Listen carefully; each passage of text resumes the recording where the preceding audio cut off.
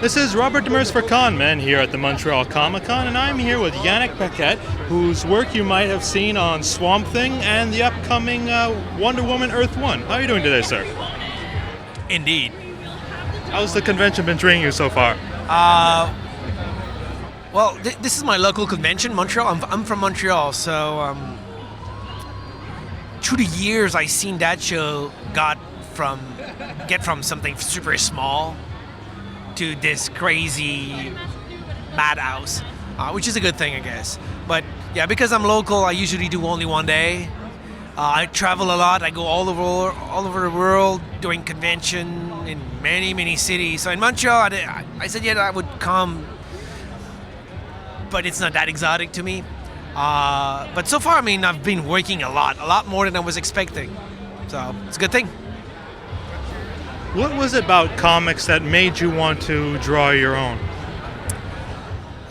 In all things, anytime when I like something, I want to do it for some reason. I liked classical music, and I've learned how to read and write music. Everything that I liked, I needed to do, and I liked comic, and I just, not with the pretension of doing this job for a living, but I did comics when I was younger. I did illustration for the fun of it, not really thinking it as a serious option. But eventually it became just naturally an option for me. But yeah, some people, I guess, autodidact. That's how they react to things that they love. They need to be part of it more proactively than just enjoying it from afar. So there we go. Were there any creators that inspired your own work? Oh, there's a vast quantity of people. Way too vast to name them all. I guess more obviously there's a lot of Kevin Nolan DNA in my own work. But there's also P. Craig Russell, Jim Lee, some Adam Hughes, the older school of Al Williamson, Bernie Wright, and it's an infinite list of guys. I know a lot of people are looking forward to yours and Grant Morrison's work on the upcoming Wonder Woman Earth 1. How has it been coming along? Slowly but surely. I've been working at it steadily for a year now. But that's a monster book. It's a huge thing. So we'll see. I have no idea exactly when they're gonna put it out. My job is just to produce the book. I'm close to 90 pages in now, so they can't cancel it. They would lose too much money. So that thing's gonna happen eventually.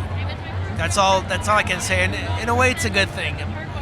The American market is dictated with deadline, and sometimes you have to compromise quality in order to get the products out there. This is how it works.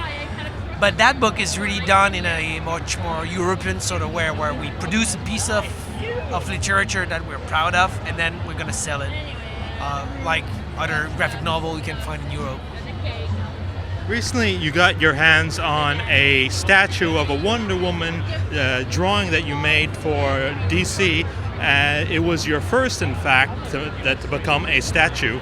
How does it feel to have something that you just drew two-dimensionally and have three-dimensionally in your hand? Honestly, I've posted it online for the fun of it, but it's no big deal for me. I'm looking at that statue. It's right there, by the way. I don't recognize myself at all. It's normal. I'm doing something. I've planned the posture, and that's all that remains, really. The rest is just a sculpture guy. They did a Swamp Thing action figure at some point with the wings. But none of this is really impressive to me. Just, all right. From a fan point of view, it might look like a dream come true, but from a professional point of view, it's just a job, and whatever, they do toys, and they try to do product based on your work and whatever. You've done a lot of commissions at conventions like this. You're doing one and now, in fact. Yep. What was the weirdest commission that you've ever gotten to ask from? I got some really weirdo thing because now I'm doing a lot of monsters, but because I've been mostly known for my work on Gen 13, on Codename Knockout, and other babylicious book of that nature.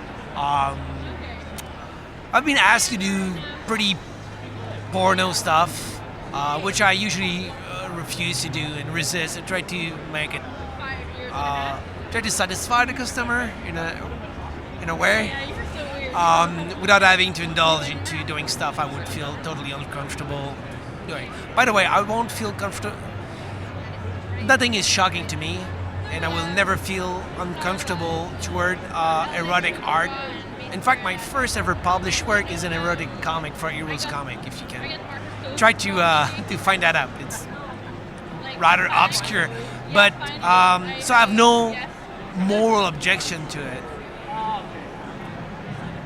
But I have a artistic objection to bad taste and trashiness, and so I will resist that. And sometimes when people want specific thing made with franchised character, I'm in a weird position where these characters are propriety of my employers, and which would be Disney or Warner, and to have them like having sex or being, whatever. I'm in a conflict of interest at that moment. But yeah, I've got some of that. I'm not gonna go into any specifics. Some people knows those specifics, but it won't be. Let's make it a secret. Think of the worst thing, and then triple it. Hopefully you didn't do that in a public convention. Oh yeah, I've been asked these things in public, but I never done that, and I resist. So. Well, thank you so much for talking to us, and enjoy the rest of the convention. All right, have fun, guys.